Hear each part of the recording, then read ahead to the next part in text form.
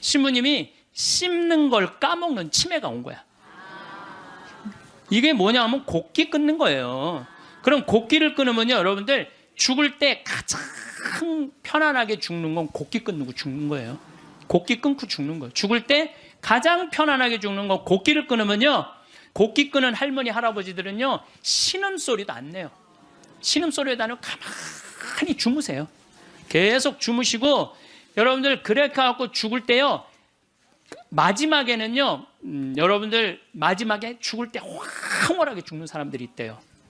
황홀하게 죽는 사람이 있대요. 그게 신의 마지막 선물인 도파민이 나온대요. 그만큼 사람을 황홀하게 해준대요. 그런데 마지막 곡기를 끊고 돌아가시는 분들은 마지막에 도파민이 나와서 죽을 때 굉장히 행복하게 죽을 수 있대요. 그러니까 얼마든지 죽을 때 괴롭게 죽는 것만 생각하실 필요는 없다는 거야. 지난번에 삼성의료원에서 조사를 해봤대요. 80이 넘어가고 항암의 의미가 있느냐 없느냐, 아무 의미가 없다는 거예요. 이렇게나 3개월 후에 죽고 저렇게나 3개월 후에 똑같이 죽는다는 거야. 근데 차라리 모르핀을 맞으면서 암성 통증을 죽여가면서 깨끗하게 마지막 준비하고 떠나는 게 훨씬 낫다는 거예요. 근데 우리는 안 죽으려고 그래서 문제인 거예요. 안 죽으려고 끝까지 희망의 끈을 놓지 않는 거지. 자식들이 그게 효도라고 생각하는데 절대 효도가 아니에요. 마지막까지 부모를 괴롭히는 거예요. 87살 먹은 루시아 할머니 있었어요. 이 할머니, 나 이제 더 이상 사는 거 싫어. 나 이제 죽어도 여한 없으니까 그러니까 나 좀 빨리 데려가게 해달라고, 기도 좀 해달라고 맨날 그랬어요. 근데 이 할머니 내가 본당 이제 떠나고 평창 들어갈 때까지 안 돌아가셨어요. 근데 이 할머니 93살에 돌아가셨어요. 근데 그 아들하고 며느리가 마지막에 이제 나한테 와서 어머니 돌아가셨다고 인사 보고하러 왔는데, 그 며느리가 정말 기가 막힌 얘기를 하더라고요. 신부님, 우리 어머니가 맨날 나 데려가게 해달라고, 나 빨리 죽고 싶다고 새빨간 거짓말이었다는 거예요. 왜 그러냐? 그러니까 93살에 혼수 상태가 돼갖고 이제 분당에 있는 재생병원에 입원을 시켰대요. 그러니까 이제 그 며느리가 성가대원을 했었는데 성가대원들이 위로를 온 거야. 그러니까 이제 기도를 해주면서 그 안젤라라는 자매가 그 며느리한테 그랬다는 거예요. 아, 이제 이번에는 돌아갔으면 좋겠다고. 그리고 위로를 하고 갔대요. 근데 이 할머니가 혼수 상태에서 깨어나서 첫 마디가 뭔지 알아요? 안젤라 전현 만나지 말아라. 이게 첫 마디예요. 이게 첫 마디예요.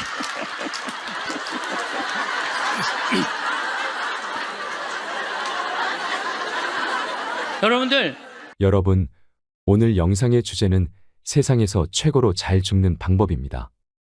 죽을 때 가장 편안하게 죽으려면 어떻게 해야 할까요? 황창현 신부님의 행복 특강, 지금 바로 시작하겠습니다. 오늘도 행복한 하루 보내시길 바랍니다. 영상이 도움이 되신다면 구독과 좋아요, 알림 설정 부탁드립니다. 네, 감사합니다. 시작기도 바치고 강의 시작하도록 하겠습니다. 성부와 성자와 성령의 이름으로 아멘. 무엇을 먹을까, 무엇을 마실까 하고 찾지 마라. 염려하지 마라. 이런 것들은 모두 이 세상 다른 민족들이 애써 찾는 것이다. 너희의 아버지께서는 이것들이 너희에게 필요함을 아신다.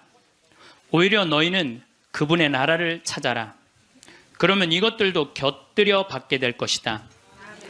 너희는 이 작은 양떼야, 두려워하지 마라. 너희 아버지께서는 그 나라를 너희에게 기꺼이 주시기로 하셨다. 아멘. 영광이 성부와 성자와 성령께 성부와 성자와 성령의 이름으로 아멘. 참 예수님. 네. 지난 시간에 끝에 잠깐 말씀드렸지만은 우리 성 필립보 생태마을은 그렇게 한 사제, 원로 사제께서 제가 그 강원도 평창에 가서 땅을 보니까 땅이 너무 아름다워요. 그래서 주머니에 돈은 한 푼도 없고 20년 전에, 그래서 우리 교구의 최고의 원로 신부님, 또 내가 사랑하는 선배 신부님한테 찾아가서, 신부님, 제가 거기 생태마을을 꾸미고 싶은데 저는 주머니에 돈이 한 푼도 없습니다. 저를, 그때 제일 큰 본당에 계셨으니까 저를 도와주시면 감사하겠습니다. 그랬더니 신부님이 한참 저를 쳐다보시더니, 그래, 네가 한다면은 내가 너를 도와줄게. 처음에는 그 건물 골조까지만 당신이 도와주신다 그러더니 3개월 있다가 신부님이 저를 부르시더니 황신부가 지금 그 건물을 지으려고 돈을 모금하다 보면은 황신부 청춘이 다 없어질 수가 있어. 그러니까 내가 완성까지 해줄 테니 황신부는 거기를 아름답게 운영하는 것만 고민하면 좋겠어.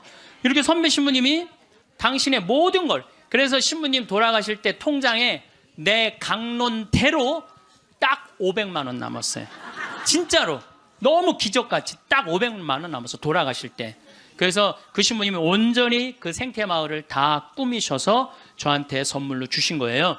그러니까 나는 신부님 너무너무 감사하잖아요. 그래서 마지막에 제가 신부님을 모시고 살았어요. 황토집을 져서 신부님 모시고 살았는데 2012년 5월 17일 저녁 8시 17분에 돌아가셨어요.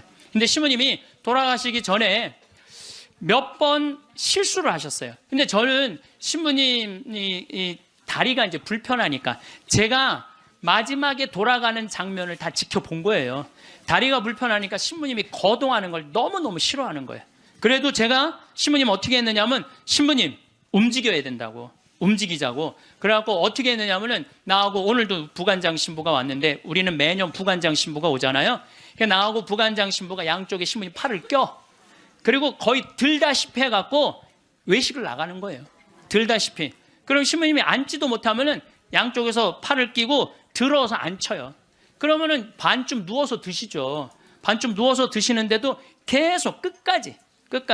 근데 신부님이 마지막에 87살이 되고 마지막 이가 다 다르니까 어떻게 해결을 해드릴 수가 없더라고요. 그러니까 이제 잇몸까지 이제 달아서 이제 없어지는 거죠. 그래 당신이 몇 번 실수를 하셨어요. 실수를 하셨는데 87살이면 실수해도 그거 험은 아니죠. 근데 그걸 혼자 못 견디더라고요. 그걸 혼자 처리하려고 화장실에서 2시간, 3시간을 그걸 혼자 닦아내고 쓸어낸다고. 그래서 그걸 지켜보니까 안 되겠어. 신부님 병원에 모셔야 되겠다. 이제는 병원에 모실 때가 됐다. 그래갖고 이제 빈센트 병원에 신부님을 모셨죠. 근데 신부님 모셨는데 나는 이번에 처음 알았어요. 신부님이 씹는 걸 까먹는 치매가 온 거야. 치매가 와도요, 밥을 떠넣어드려도 씹지를 않는 거야. 이게 뭐냐면 곡기 끊는 거예요. 그럼 곡기를 끊으면요, 여러분들 죽을 때 가장 편안하게 죽는 건 곡기 끊고 죽는 거예요. 곡기 끊고 죽는 거예요. 죽을 때 가장 편안하게 죽는 건 곡기를 끊으면요, 내가 이제 마지막 병자성사를 다녀보면은요, 곡기 끊은 할머니 할아버지들은요 신음소리도 안 내요. 신음소리도 안 내고 가만히 주무세요. 계속 주무시고, 여러분들 그렇게 하고 죽을 때요, 마지막에는요, 여러분들 마지막에 죽을 때 황홀하게 죽는 사람들이 있대요. 황홀하게 죽는 사람이 있대요. 그게 신의 마지막 선물인 도파민이 나온대요. 내가 옛날에 강의할 때 그런 얘기 했어요. 사랑할 때 뭐가 나온다고? 도파민이 나온다고 그러니까 바람 많이 피는 사람들이, 도파민 많이 나오는 사람들이 바람 많이 피는 거야. 몸에 60이 넘어도 바람 피는 사람들 있죠? 그런 사람들 조사를 해보면 몸에 도파민 막 나오는 거예요. 새로운 여자 찾아다니는 남자들 보면 도파민 많은 거야. 그만큼 사람을 황홀하게 해준대요. 이게 신이 내린 마지막 선물이래. 그런데 마지막 곡기를 끊고 돌아가시는 분들은 마지막에 도파민이 나와서 죽을 때 굉장히 행복하게 죽을 수 있대요. 그러니까 얼마든지 죽을 때 괴롭게 죽는 것만 생각하실 필요는 없다는 거야. 곡기를 그냥 씹는 걸까? 그래서 이제 물리치료사가 와갖고 계속 씹는 법을 가르쳐 주더라고요. 그래서 우리 신부님 이제 도저히 안 되겠다고 씹는 걸 까먹는 치매가 와서 그 다음 조치를 취해야 되겠다는 거야. 그럼 그 다음 조치를 뭐냐니까 목에 구멍을 뚫는 거라는, 목에 구멍을. 영국 이코노미스트지에서, 발음이 잘 안 나오네. 이코노미스트지에서 죽음의 질을 조사했는데 우리나라가 꼴찌예요. 한국인이 가장 준비 없이 혼란스럽고 많은 고통을 받고 가장 많은 비용을 쓰면서 가장 불행하게 죽어간대요. 한국 사람들이. 이게 딱 맞는 얘기야.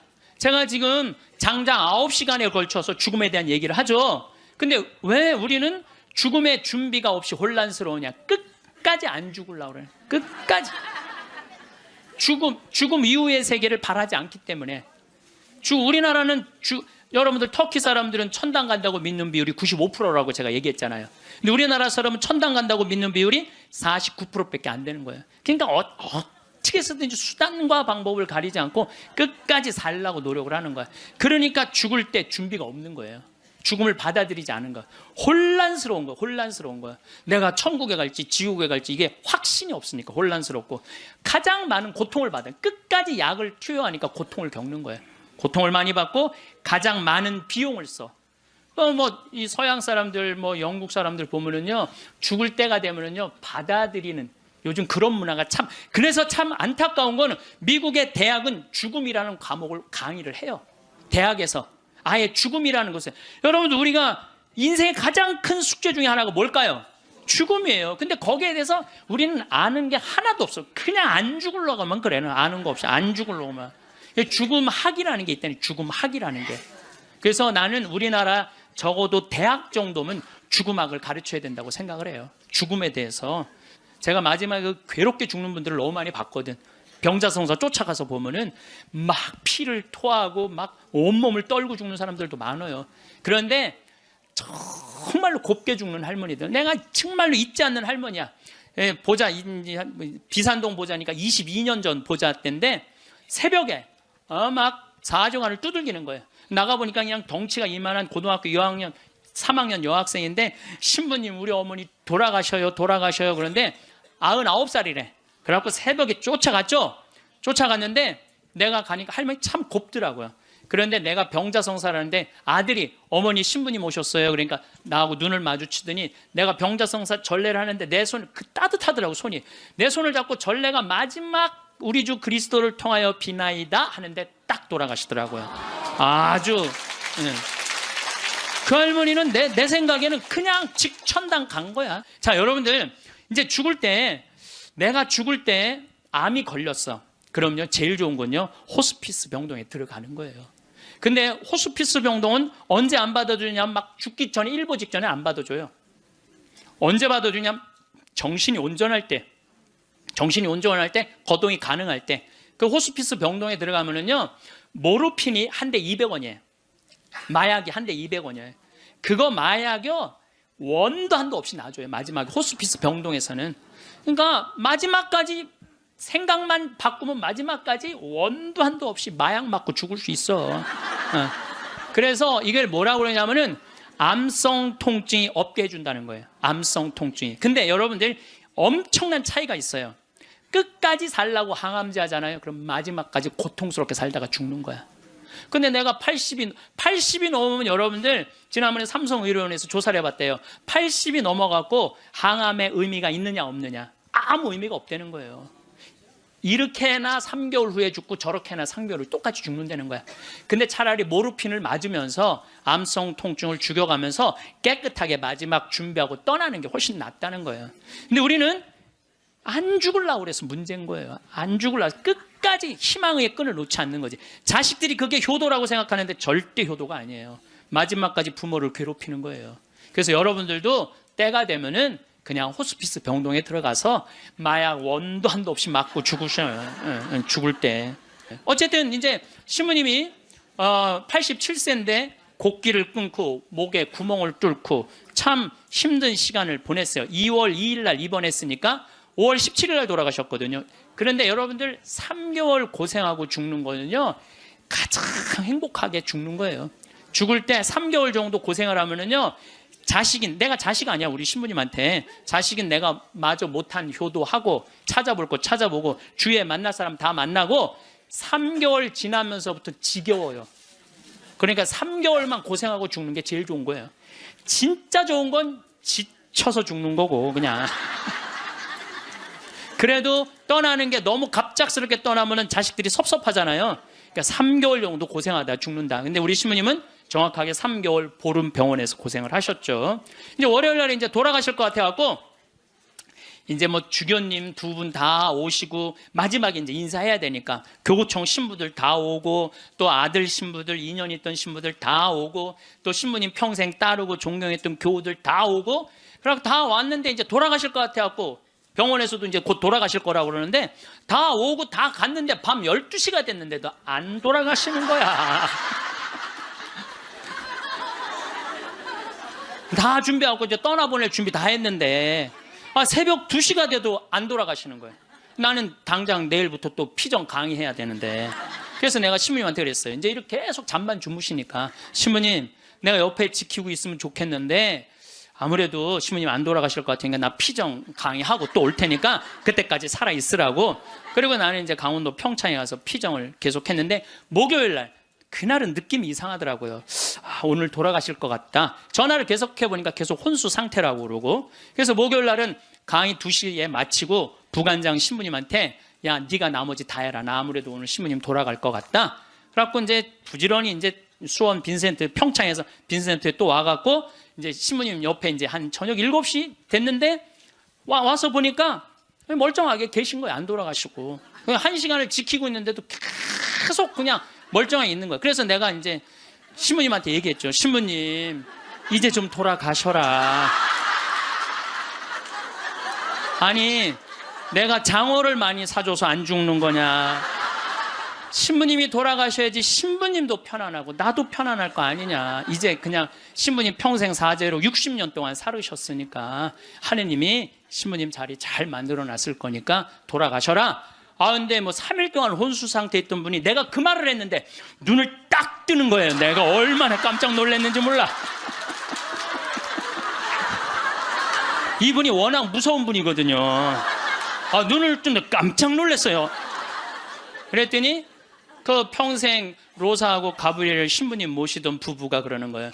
아유 우리 김 신부님이 황 신부님을 사랑하긴 사랑했나 보다고 저렇게 눈 뜨라고 사람들이 수도 없이 와서 얘기했는데도 눈 안 뜨더니 저거 보라고 황 신부님이 얘기하니까 저 눈 뜨는 거 보라고. 그래서 내가 신부님한테 그랬어. 신부님 나는 신부님 때문에 평생 행복했다. 정말 신학생 때부터 참 아껴주셨거든요. 보자 때도 그랬고 또 내가 새로 막 성당 이제 본당 신부 돼갖고 막 혈기왕성할 때 성당 분가하려고 땅이 나왔는데 그 땅 돈이 2억이나 됐어. 20년 전에. 그런데 2억 있어야지 그 땅을 딱 잡는데 지금 그 땅이 아주 아파트 한가운데 금싸라기 땅이 됐어요. 나야 뭐 기댈 신부님 그분밖에 없고 신부님 저 돈 좀 2억 꿔주세요. 그분이요 단 1초도 안 걸리고 내려와. 이마만큼 아끼고 사랑해 주셔서 나한테 얼마나 고마운 분이에요. 평생. 그래서 내가 신부님한테 신부님 내 평생 내 바람막이고 내 의지가 됐는데 너무너무 고맙다고. 그리고 신부님 오늘 내가 다 오라고 그랬거든. 신부님 친한 그 사랑했던 분들 교우들 다 저 눈 좀 마주치라고 다. 그랬더니 내가 시키는 대로 눈을 다 마주치더라고요. 그럼 마지막에 이제 내가 손을 꼭 잡고 신부님 너무너무 고마웠다고. 근데 신부님이 내 손을 꼭 잡더니 눈을 고다로 숨을 거두시더라고요. 네, 그래서 아니 나는 우리 신부님처럼만 죽을 때 죽는다면 원도 한도 없겠어요. 원도 한도 없. 그래서 이제 의사가 와갖고 사망 선언을 하더라고요. 그래서 이제 신부님 떠나 보냈어요. 근데 신부님이 그게 문제가 아니야. 신부님하고 평상시에 뭐가 제일 신부님하고 싸웠느냐면 이놈의 영정사진 때문에 제일 싸웠어요. 영정. 나는 신부님이 50살 때 빵떡 모자를 쓰고 곰방들 탁 물고 흑백 사진인데 너무 멋있더라고요. 신부님 나 이걸로 영정사진 할 거다. 그랬더니 신부님 싫다는 거예요. 왜 싫으냐 그랬더니 신부님이 하시는 말씀이 무슨 신부가 담배 피는 걸 영정사진으로 하느냐고. 담배 피는 걸 자기 로망 칼라 찬 걸로 하고 싶다는 거. 로망 칼라 찬 걸로. 그래서 60대로 할 거냐 70대로 할 거냐 80대로 할 거냐 그거 갖고 맨날 싸웠어요. 이걸로 할 거냐 저걸로 할 거냐. 그래서 우리 로사하고 가브리엘 형제자매하고 우리 저기 센시하고 신부님 고를 자격이 없다고. 우리가 그냥 신부님 돌아가시면 우리가 얹어놓으면 그걸로 끝이라고. 예? 아무리 신부님이 살아생전에 대단했더라도 죽으면 뭐 마음에 안 든다고 관뚜껑 열고 나와서 바꿀 거냐. 우리가 할 거다. 근데 결국은 신부님 70살 때 찍은 영정사진으로 하고 이제 내 사무실에 지금 이렇게 걸어놔갖고 내가 저 퇴근합니다. 그리고 요즘도 그렇게 하는데 우리가 영정사진도 문제예요. 여기 계신 여러분들 영정사진 제대로 준비하는 사람 없어요. 자식들이 여러분들 어머니 영정사진 찍읍시다 하고 여러분들 얼굴 들이대고 사진 찍을 수 있을 것 같아요? 여기 계신 분들 늙으면 죽어야 돼. 이거 새빨간 거짓말이에요. 새빨간 거짓말이에요. 내가 본당 신부할 때 87살 먹은 루시아 할머니 있었어요. 이 할머니 북에서 넘어와 갖고 남편 일찍 사별하고 자식 아들 둘 키웠는데 10년 동안 누워 있었어요. 그러니까 10년 동안 누워 있으니 얼마나 힘들어. 그러니까 내가 봉송체 갈 때마다 할머니가 신부님 나 이제 더 이상 사는 거 싫어. 나 이제 죽어도 여한 없으니까 신부님 하느님하고 친하지 않느냐고. 그러니까 나 좀 빨리 데려가게 해달라고. 기도 좀 해달라고. 그럼 내가 할머니 손 꼭 붙잡고 할머니 걱정하지 마세요. 내가 성당 가서 어떻게 해볼 테니까 걱정하지 마세요. 맨날 그랬어요. 네 할머니 내가 본당 이제 떠나고 평창 들어갈 때까지 안 돌아가셨어요. 네 할머니 93살에 돌아가셨어요. 근데 그 아들하고 며느리가 마지막에 이제 나한테 와서 어머니 돌아가셨다고 인사 보고하러 왔는데 그 며느리가 정말로 기가 막힌 얘기를 하더라고요. 신부님, 우리 어머니가 맨날 나 데려가게 해달라고 나 빨리 죽고 싶다고 새빨간 거짓말이었다는 거예요. 왜 그러냐? 그러니까 93살에 혼수 상태가 돼갖고 이제 분당에 있는 재생병원에 입원을 시켰대요. 그러니까 이제 그 며느리가 성가대원을 했었는데 성가대원들이 위로를 온 거야. 그 이제 기도를 해주면서 그 안젤라라는 자매가 그 며느리한테 그랬다는 거예요. 아 이제 이번에는 돌아갔으면 좋겠다고. 이제 할머니 혼수 상태에 있는데 이번엔 돌아가셨으면 좋겠다. 그만 자매님 괴롭히고. 그리고 위로를 하고 갔대요. 근데 이 할머니가 혼수 상태에서 깨어나서 첫 마디가 뭔지 알아요? 안젤라 전현 만나지 말아라. 이게 첫 마디야. 이게 첫 마디.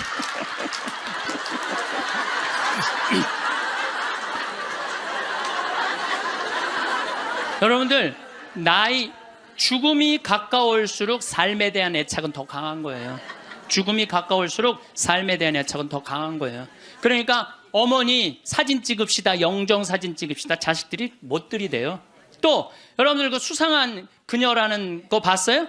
할머니가 마지막에 예쁠 때 영정 사진 찍는다고 그러잖아요. 예. 본인들도 영정 사진 안 찍어요. 찍으면 죽어야 되는 줄 알고. 그렇게 죽기 싫어하는데 영정 사진 찍어. 그러니까 이제 마지막에 언제 찍느냐면 막 숨 넘어가기 일보 직전에 엄마 영정 사진 하나를 준비 못 해놓은 거야. 이걸 찍는 거야, 이걸.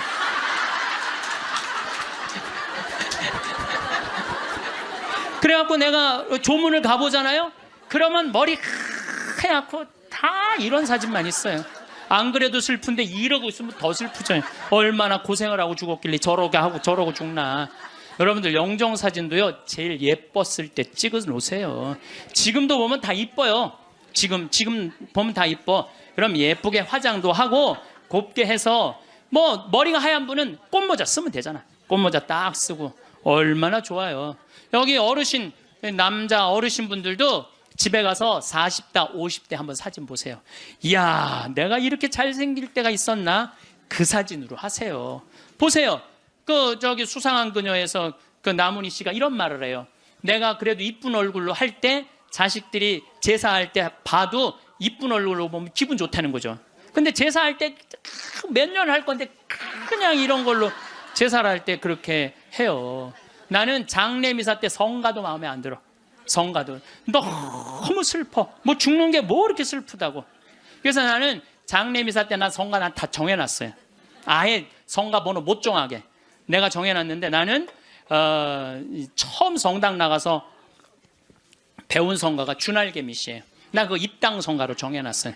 주날개미 내가 편히 쉬리라 어두운 이 밤에 바람 부나 아버지께서 날 지켜주시니 겁내지 않고 잘 쉬리로다.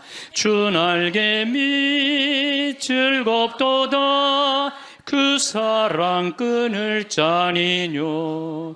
주날개미 쉬는 내 영혼 영원히 살게 되리라. 영원히 살게 된대잖아요. 얼마나 좋아. 입당성가. 봉헌성가는 내가 성모님을 참 좋아해. 사실 난 중학교 때 성모님 싫어했어요. 왜 싫어했냐면 학교만 가면 교회 다니는 애들이 니네는 마리아 교다고 말이 얼마나 싸움을 걸어오는지 성당 가서 성모님 째려보면서 아유 내 저 성모님만 없으면 애들한테 괴롭히면 안 당하는데 내가 맨날 이랬어요. 근데 고등학교 때부터 성모님이 너무너무 좋은 거야. 이야, 세상에 이런 아름다운 분이 있구나. 여러분들 우리 지금 새로운 보좌 신부님이 기가 막힌 강론을 며칠 전에 하셨어요. 여러분들 믿음으로 저 산도 온 길이, 그거 알죠? 근데 나는 그게 이해가 안 가. 어떻게 아무리 믿음이 강해도 산을 옮길 수 있느냐. 여러분들 그거 받아들여져요? 나는 이게 뻥치는 것 같아, 아무래도 예수님이. 근데 부관장 신부님이 뭐라고 그랬냐면은, 성모님은 믿음으로 온 우주의 주인을 이 세상에 옮겨놨다는 거예요. 온 우주의 주인을 이 세상에 옮겨놨다. 그게 성모님의 믿음이 아니면 그게 가능했겠냐 이거예요. 그 시간이 가면 갈수록 성모님이 너무너무 좋은 거야. 그래갖고 나는 본당 신부할 때, 성모의 밤 할 때 5월에 성모님 머리에 장미화관 이렇게 해놓고 교우들이 예쁜 옷 입고 와서 초봉헌하고 막, 그럼 내가 제일 좋아하는 성가 253번이에요. 내 머리를 꾸미오니. 내 머리를 꾸미오리 장미화와 백화파로 유향연기 피우오리 마리아여 내 주 위에. 얼마나 좋아요. 그래서 나는 이 성가는 내 장례 때 봉헌 성가야. 네, 봉헌 성가, 성모님한테 봉헌하고. 그 다음에 그 성체 성가는 내가 그래도 신학교 다닐 때 목소리가 커갖고, 노래를 잘해서가 아니라 목소리가 커갖고 신학교 축제 때 독창을 많이 했어요. 그때 내가 늘 즐겨 부르던 노래가 시 프랭크의 파니스 안젤리쿠스예요. 파니스 안젤리쿠스 피 파니스 미눔. 이건데 이건 일반인이 못 불러, 음이 높아갖고. 그래서 난 죽을 때 아예 성악가 한 놈을 사놓고 죽을 거야. 아예.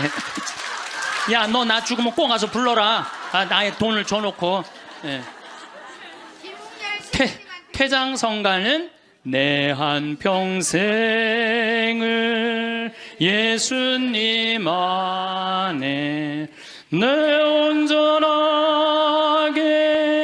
그 말씀 안에 내 결코 뒤를 바라봄 없이 그분만을 따릅니다. 얼마나 좋아, 한평생 예수님 따른다는 거. 나는 내 장례 때 이런 성가 울려 퍼지는 거 원하지 않아요. 오늘이 세상 떠난 이 영혼 보소서, 이런 거 원하지 않아. 내가 뭐 죽으러 가?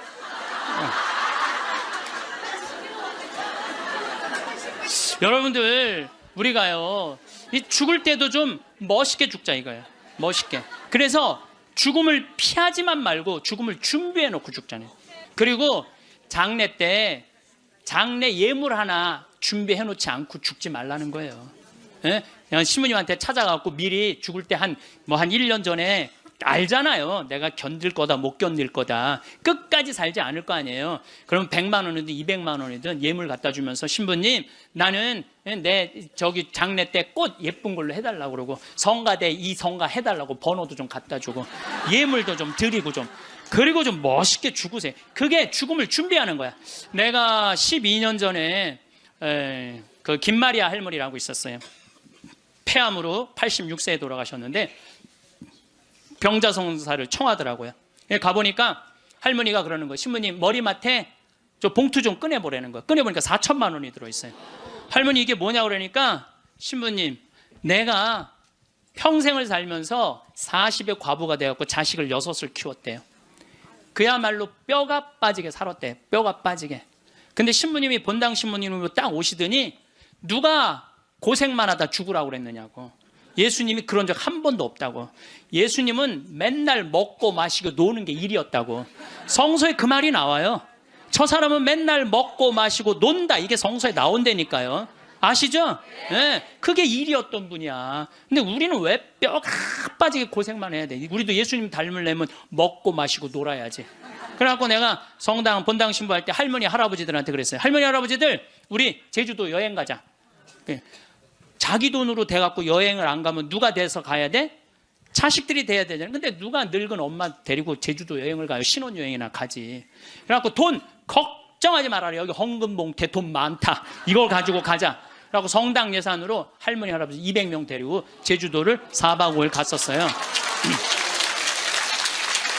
그런데 딱 비행기를 탔는데 그 기장님이 딱 능평성당 노인대학 대건 노인대학 할머니 할아버지들 환영합니다. 즐거운 여행 되십시오.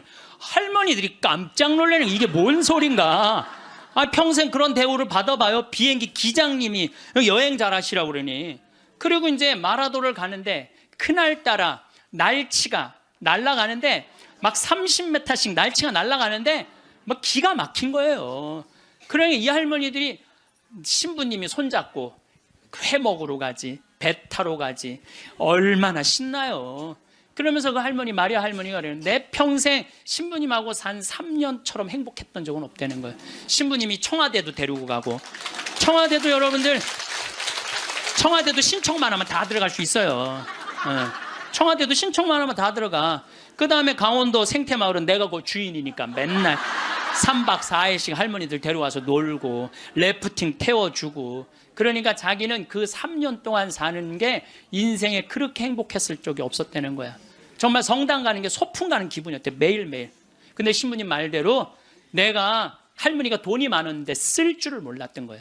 돈이 많았는데 이 2천만 원은 어려운 이웃한테 도와주면 좋겠다. 그래서 내가 그 영월에 도와주는 저기 보육시설이 있어요. 거기 갖다 주고, 신부님이 1,000만 원은 신부님 미사 드릴 때 성작은 꼭 내가 봉헌한 걸로 하고 싶다는 거야. 새로 성당이 신설 성당이니까 참 할머니가 똑똑하기도 해요. 그래갖고 이제 그걸 이제 해갖고 이제 성작하고 성합하고 해서 아주 좋은 걸로 했죠. 이 1,000만 원은 뭐냐니까 신부님 이거는 자기 미사 예물이라는, 나 죽으면은 나를 위해서 미사 드려달라는 거야. 내가 그 할머니 1년에 300번 거의 미사 드려줬어요. 거의 한 5년 동안에 매일 그렇게 드려줬고, 요즘도 1년에 30번 해요. 여러분들 자식이 여러분들 1년에 여러분들 위해서 30번 위령 미사 낼 것 같아요? 그러니까 나한테 갖고 오라고.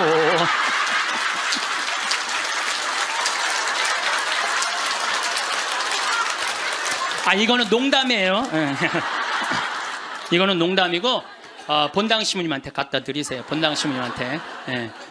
그래서 뭔가 자기 죽음을 준비할 줄 알아야 돼. 나는 어떻게 살 것이고 어떻게 죽을 것인가. 내 영정 사진은 어떻게 해놓고 이렇게 준비를 하나하나 해두시면서 삶을 이렇게 멋있게, 아까 이혜인 수녀님처럼 이렇게 빨랫줄에 늘어놓고 내 삶이 이렇게 노을에 물들듯이 이렇게 바라볼 수 있는 그런 분들이 저는 됐으면 좋겠어요. 여러분들, 내가 2017년 9월 30일부터 10월 9일까지 추석이 끼어갖고 황금 연휴야. 여러분들은 뭐 황금 연휴하고 아무 상관없는 분들이지만은 계속 황금 연휴잖아. 지금 계속 앞으로 50년 동안 황금 연휴. 근데 어쨌든 우리 생태마을에 매년 이제 정월만 되면 나한테 와갖고 세배를 하는 아이들이 있어요. 내가 얘네들을 언제부터 봤냐? 중학교 3학년 때부터 봤던 애들이야. 그래갖고 저기 다시 또 본당 신부로 가갖고 혼배해주고, 걔네들 난 애들 유아세례 주고 뭐 다 그랬던 애들인데 아버지 같은가 봐. 근데 사실은 1월 1일에 오면은 나는 1년 동안 에너지를 다 쏟아 넣어갖고 12월 한 25일부터 한 1월 5일까지는 아무도 안 봐요. 내 방에만 있죠. 그냥 혼자 있는 게 너무너무 좋으니까. 그래서 와도 잘 안 놀아줘요. 안 놀아주는데도 20년 동안 변함없이 오는 거야. 마음이 짠하더라고요. 그래서 작년에도 올해도 또 왔고, 작년에 왔길래 얘들아, 내가 너희들하고 못 놀아줘서 미안해. 너무 내가 지치고 힘들 때 니네들이 와서 못 놀아줘서 미안한데, 대신 2017년 9월 30일부터 10월 9일까지 지금 다 직장 다니니까 황금 연휴야. 내가 그때 너희들이랑 동유럽 여행을 갈게. 그랬더니 얘네들이 너무 신난다는 거야. 그래갖고 얘네들이 벌써 개모임을 시작을 한 거야. 근데 여러분들, 사람이라는 게요, 계획이 있잖아요. 삶이 지겹지가 않아요. 내가 1년 후에 무슨 일을 하고 3년 후에 무슨 일을 할 거라는 계획이 있잖아요. 삶이 지겹지가 않아요. 벌써 이제 1년을 모았대. 자기네들이 무슨 카톡 방도 만들어 놨대. 그래갖고 맨날 그거 뭐 크로아티아를 갈 거냐, 무슨 폴란드를 갈 거냐, 자기 모여서 얘기하는 것만 해도 즐거운 거예요. 모여서 얘기하는 것만 해도. 그래서 여러분들도 계획을 세우세요. 얘네들이 뭐 한 달에 한 20만 원씩 모은대요. 그러면 충분히 갔다 오거든요. 아니 뭐 무슨 사치를 하라고 그래? 낭비를 하라고 그래? 지금 2년 전부터 모아갖고 한 5년 모아갖고 가는 건데 자기네들이 너무너무 행복하대요.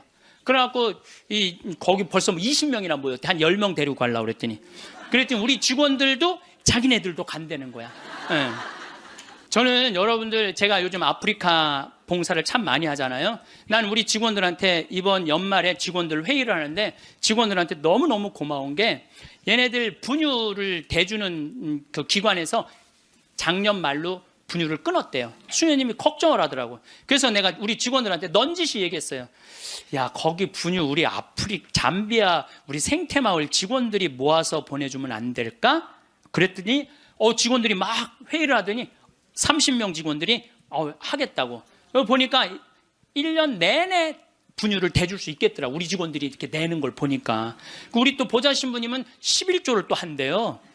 신부된 지 1년밖에 안 된 신부인데 자기는 꼭 11조를 하나님한테 봉헌한대요. 전 신부는 안 그래도 되는데 굳이. 그럼 보좌 신부가 이제 한 달에 이제 10만 원씩 내놓을 것 같아 보니까. 그러니까 뭐 합치면은 걔네들 뭐 분유 충분하게 먹을 수 있을 것 같아. 그래서 여러분들도 아프리카 가는 거를 멀게 생각하지 마세요. 아프리카 여러분들 얼마면 가느냐? 비행기가 한 230만 원이야. 그리고 여러분들 한 달에 30만 원이면 여러분들 먹는 거 충분히 떨어져요. 30만 원만.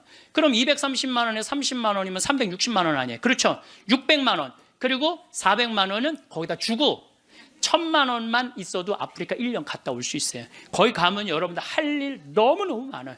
지금 옥수수가 막 자란대. 풀도 뽑고 또 애들도 씻겨주고 병원 청소도 해주고 또 내가 이제 이번 여름에 대학생 40명을 데리고 아프리카에 갈 거예요. 여러분들 자녀들 또 이 방송을 보는 분들 중에서 원한다면 아프리카 우리 생태마을로 자원해 주세요. 그리고 이번에는 가갖고 우리 문화교류도 할 거야. 또 안과 선생님 많이 필요해요. 안과 선생님들도 있으면 자원을 해주면은 여러분들 가갖고 1년 아프리카 여러분들 생각 60살 되면요. 제가 얘기했잖아요. 이 0.7년 곱하면 6, 7이 42야. 42살이야. 42살에 한국에서 그냥 1년 1,000만 원 써요. 1년 1,000만 원 쓰신다니까. 그러니까 그거 가지고 내 생각에는 아프리카 가서 1년 동안 봉사활동 하고 오잖아요. 여러분들 삶이 달라져요. 완전히 달라진다는 내가 확신합니다. 남을 위해서 한번 인생을 살아보잖아요. 남을 위해서 사는 것처럼 의미가 있는 게 내가 그 치과 의사 선생님들이 사실은 일주일을 비우면은요. 치과는 돈이 얼마야. 근데 첫 해는 2분을 데리고 갔는데 조금 좀 미안하더라고요. 근데 둘째 데리고 갔는데 자기네들이 너무 행복해하는 거야. 근데 지난 월요일 날 그 선생님들 모였는데 더 많이 끌어모아갖고 간다는 거예요. 막 가슴이 설렌다는 거예요. 자기네들 한 달에 한 주면 2천만 원, 3천만 원 돈을 못 버는 건데 막 설렌다는 거예요. 남을 도와주고 어려운 사람을 위해서 자기가 무언가 할 수 있다는 건요. 인생이 즐거운 거야. 여러분들 이 세상 살면서 나만을 위해서 살다 가면 그 얼마나 어리석은 일이에요. 이웃을 위해서도 좀 살고 그런 설계를 한번 해보라는 거예요. 나도 한번 아프리카 한 1년 가갖고 봉사활동 한번 해봐야 되겠다. 그런 우리가 한국에서 욕심 부리면서 지지고 볶고하지 말고 맨날 싸우고 죽이는 것만 보고 그러지 말고 좀 그 아름다운 데 가갖고 수녀님들하고 같이 기도도 좀 하고 그 아프리카 수사님 수녀님들 많으시거든요. 그 수녀님들하고 얘기도 좀 하고 영어 안 돼도 다 통해요. 걱정하지 마세요. 말 안 해도 다 통하니까 걱정하지 마시고 내가 한번 그런 도전을 해보면은요 사는 게 즐거울 거야. 근데 그냥 오늘이 저날이고 저날이 이날이고 이런 사람들은요 사는 게 너무너무 재미없어요. 자 마지막 기도 바치겠습니다. 성부와 성자와 성령의 이름으로 아멘. 예수님께서 그들에게 말씀하셨다. 내가 진실로 너희에게 말한다. 누구든지 하느님의 나라 때문에 집이나 아내, 형제나 부모나 자녀를 버린 사람은 현세에서 여러 곱절로 대받을 것이고 내세에서는 영원한 생명을 받을 것이다. 영광이 성부와 성자와 성령께 성부와 성자와 성령의 이름으로 감사합니다. 황창현 신부님의 행복 특강이 어떠셨나요? 오늘 황창현 신부님께서는 곡기를 끊고 평온한 죽음을 맞는 것에 대해 말씀해 주셨는데요. 참 공감 가는 부분이 많았습니다. 병원에서 죽기 전까지 주는 정맥주사는 몸을 말라가듯 죽을 수 없게 하고 수분이 넘치는 상태를 유지시킨다고 합니다. 곡기를 끊고 말라가듯 죽을 때 인간은 오히려 죽음의 고통을 덜 느끼는데 병원에서 연명치료에 시달리다가 고통 속에 가시는 분들이 많습니다. 현대의학의 죽은 비즈니스에 속지 않기 위해서는 누구에게나 죽음을 배우는 시간이 필요합니다. 요즘에는 대부분의 사람들이 병원에서 죽음을 맞습니다. 중환자실에서 홀로 쓸쓸히 죽어가는 것이 과연 최선일까요? 입으로 음식을 삼키지 못하면 콧줄로 영양을 밀어넣고 숨을 못 쉬면 억지로 산소를 공급하지요. 수십 개의 줄을 연결해 내일 죽을 사람을 본인 뜻과는 무관하게 몇 달이고 연명시키는 일도 벌어집니다. 요양병원과 요양원들도 하나의 사업이 되어버린 것이 현실입니다. 암 환자들조차도 막상 임종을 맞으면 영정사진을 못 구하는 일이 허다하다고 하지요. 가족들의 얼굴도 알아보지 못하고 몸에 수십 개의 관을 삽입한 채 24시간 울리는 기계음을 들으며 죽어가고 싶은 사람은 없을 것입니다.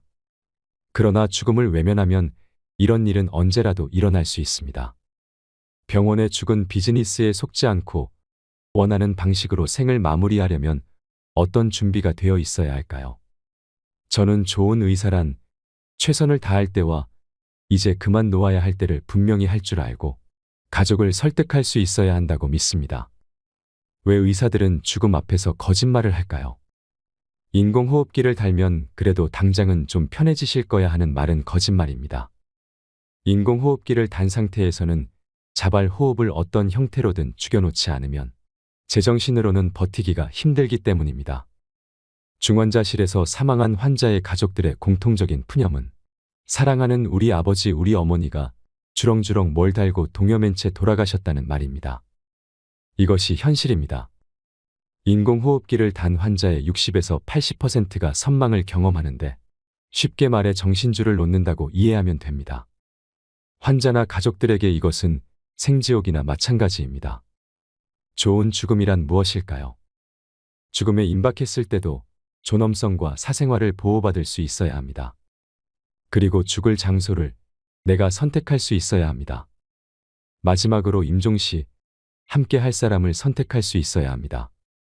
저는 생명 유지 장치를 쓸 것인지 사전에 결정하고 그 결정을 존중받아야 하며 무의미한 생명 연장을 하지 않는 것이 좋은 죽음이라고 생각합니다. 늙으면 빨리 죽어야지. 나 좀 죽게 해줘. 이런 말은 빈말로라도 하지 않으셨으면 좋겠습니다. 세상에 남겨진 이들에게 고통이 될 수 있습니다. 내가 언제 죽을지 아무도 모르고 죽을 때 죽는 것입니다. 그러니 내가 힘들다는 이유로 입버릇처럼 그런 말은 하지 말아주세요. 데이비드 캐슬러의 인생 수업을 보면 이런 글귀가 있습니다. 삶의 마지막 순간에 사랑하는 사람들을 마지막으로 한 번만 더 볼 수 있게 해달라고 기도하지 말라. 지금 그들을 보러 가라. 우리에게 주어진 남은 생, 사랑하는 이들과 더없이 행복하고 소중한 시간을 보내셨으면 좋겠습니다. 지금부터 말씀드리는 내용은 꼭 기억해 두셨으면 합니다. 우리가 임종이 다가왔다는 것은 어떻게 알 수 있을까요? 임종 일주일 전에는 외부 자극에 대한 반응의 저하, 수축기 혈압 감소와 구강 건조 등의 증상을 보인다고 합니다.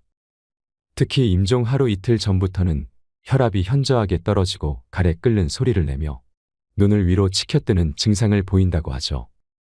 의식의 변화는 진정과 기면의 단계를 거쳐 혼수와 사망에 이르게 되는데 이는 잠들듯 편하게 눈을 감는다는 표현을 의학적으로 설명한 것입니다. 하지만 일부 환자들은 환각 경련 등 임종 직전에 선망을 겪습니다. 의식이 나빠지면 이에 따라 호흡이 불안정해지는데 숨을 몰아쉰다든지 긴 시간 숨을 쉬지 않는 무호흡 증상이 나타나면 임종에 임박한 것으로 보아야 합니다. 하지만 이것을 기억하세요.